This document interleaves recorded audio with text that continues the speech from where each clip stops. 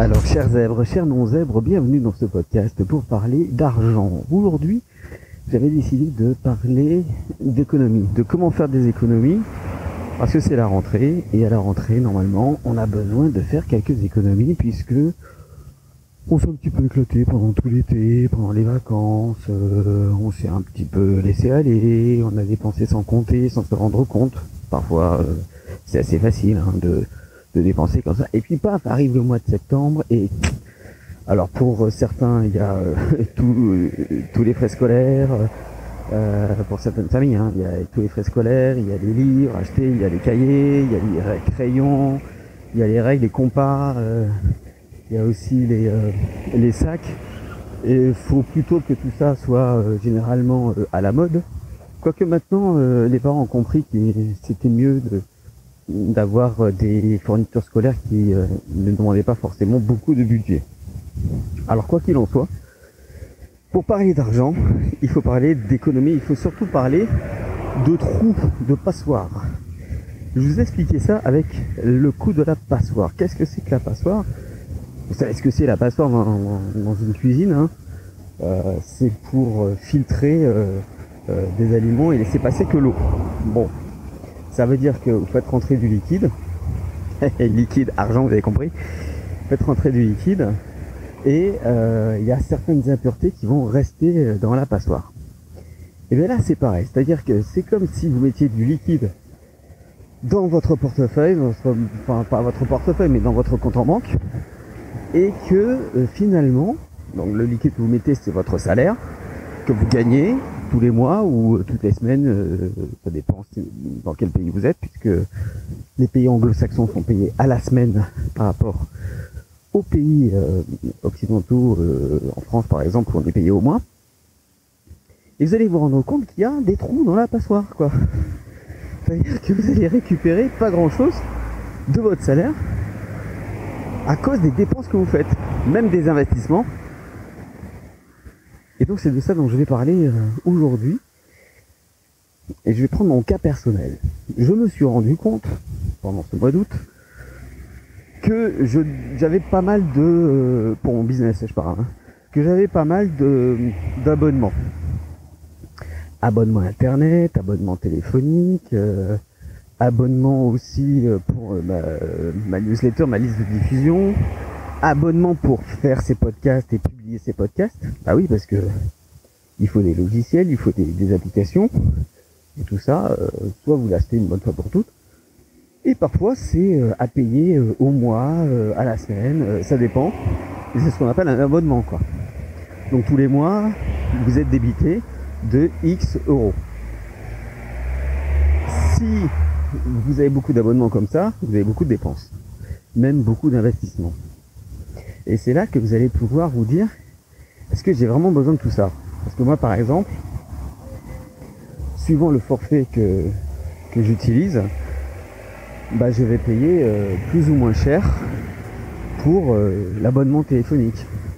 Je vais payer plus ou moins cher pour l'abonnement avec SG Autorépondeur, donc vous avez le lien juste en dessous dans la description, ou si vous écoutez ce podcast via la web radio, directement dans l'article de ce podcast sur zebrenet.fr. Donc, parfois, vous allez payer 5 euros, 10 euros par mois, 20 euros par mois. 20 euros par mois, ça commence à être énorme pour moi. Donc, je vais jamais trop au-delà de 10 euros.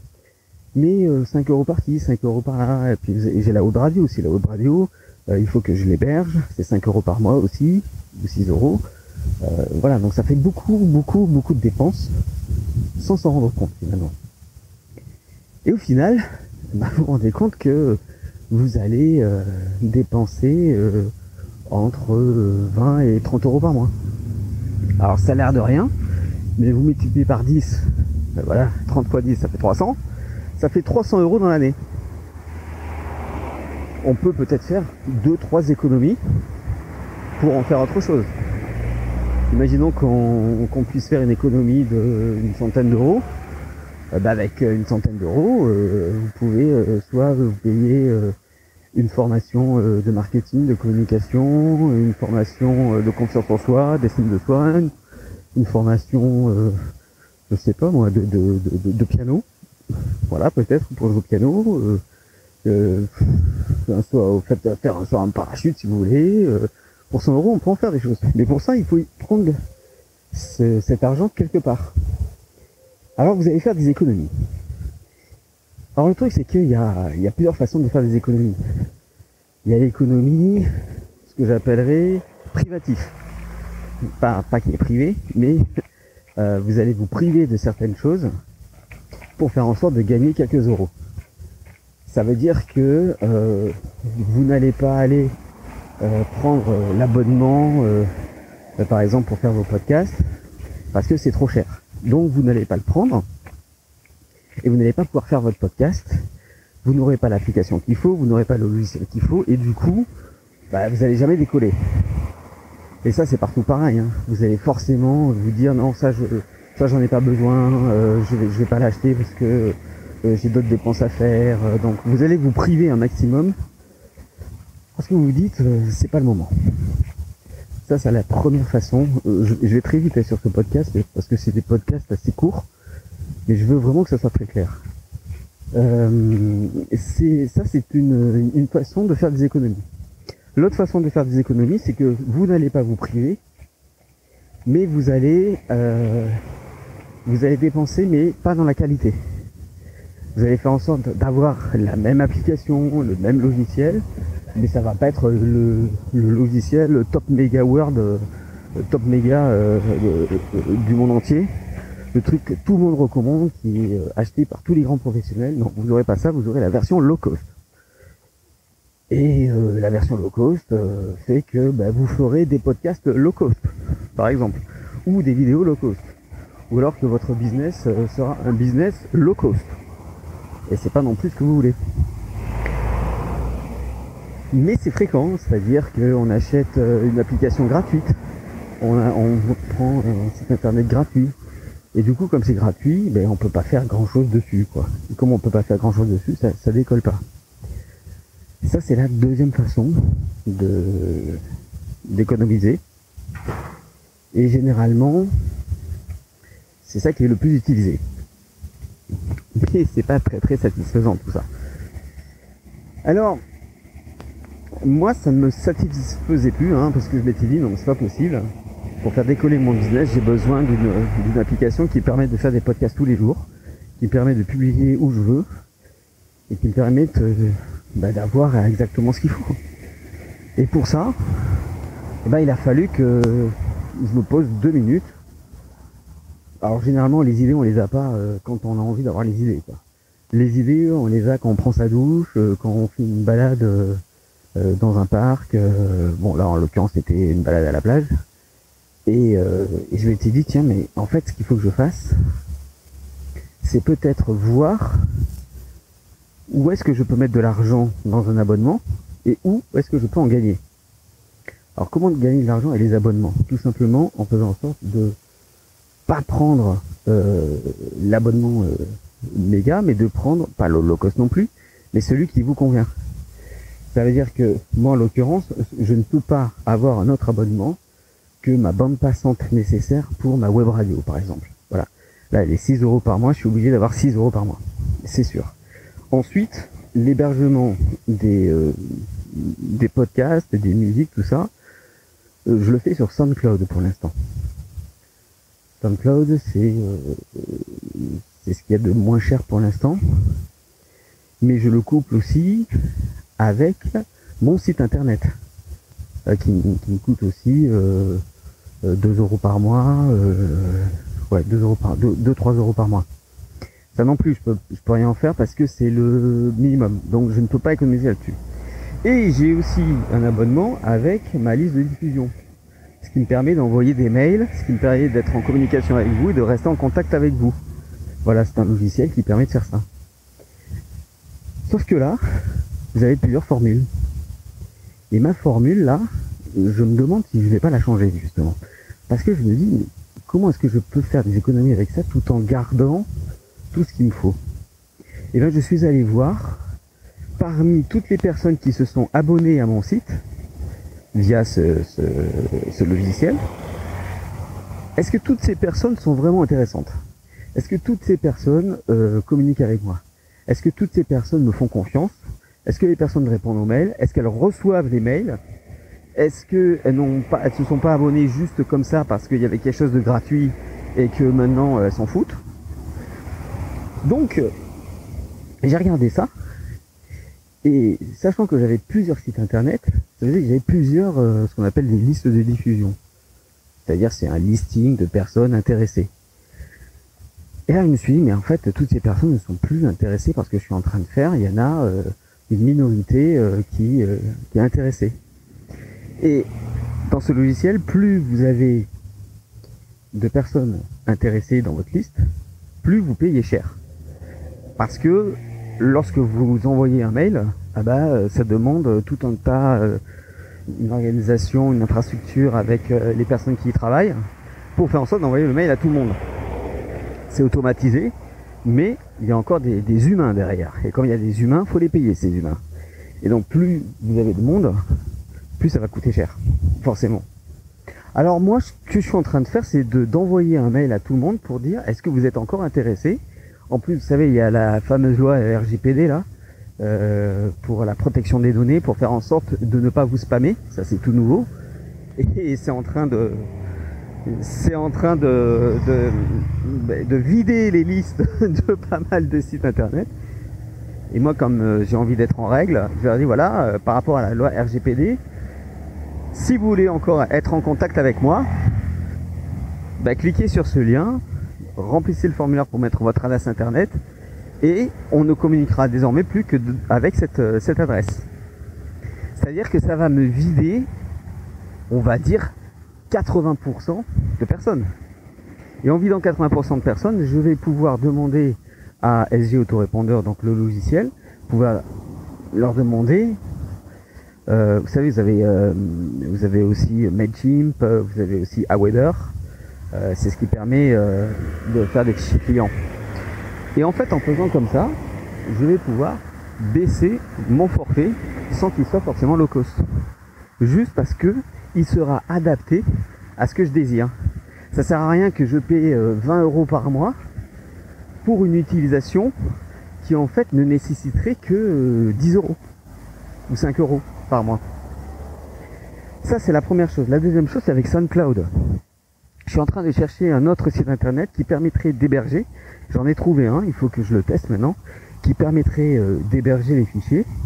Et ça serait beaucoup moins cher. Et étant donné que je passe aussi par la web radio, j'aurais peut-être besoin de moins aller sur SoundCloud. Je suis en train de réfléchir à ça.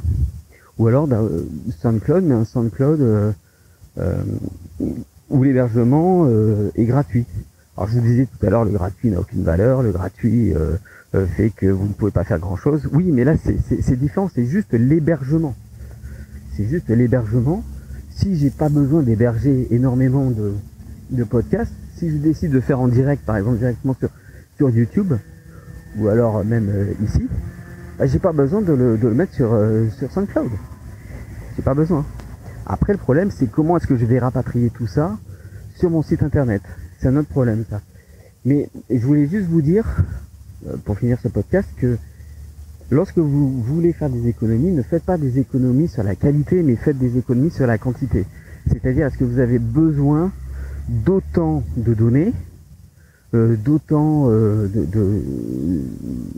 je sais pas moi, de manipulation, de paramétrage. Il y a plein de paramètres sur les sites internet, sur les applications iPhone et Android dont je ne servirai jamais. Et c'est pour ça que j'ai pas besoin de prendre l'application la plus chère de la Terre. Non. Ce qui est important, c'est d'avoir le matériel qui convient par rapport à ce que vous en faites. Et comme ça, vous n'allez pas dépenser des 100 et des 1000. C'est exactement pareil. Enfin, je sais pas, je prends un exemple, mais c'est exactement pareil si vous prenez... à l'époque, quand il y avait des autoradios. Voilà. Moi, j'avais un pote, il achetait l'autoradio le plus performant de la Terre, le méga truc que tout le monde voulait parce que c'était en Dolby Surround Stereo, Master System, je sais pas quoi. Mais derrière, il avait des enceintes de merde. Il avait des haut-parleurs merdiques. Donc ça sert à rien. Vous pouvez avoir le meilleur autoradio.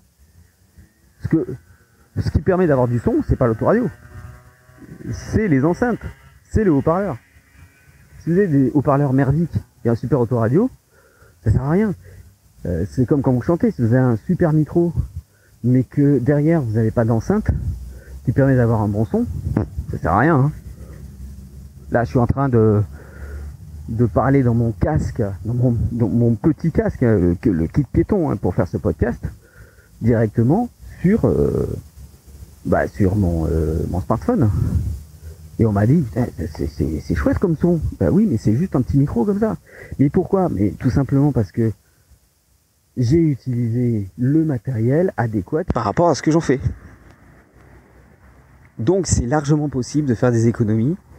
C'est largement possible de ne pas dépenser des 100 et des 1000. Tout est une question d'intelligence de choix. Et ça s'apprend, hein, c'est sûr, ça s'apprend petit à petit. Moi j'ai lu des bouquins là-dessus, j'ai fait des formations, je vais peut-être en créer une bientôt, si ça vous intéresse. Et voilà, donc vous pouvez faire des économies sans aucun problème.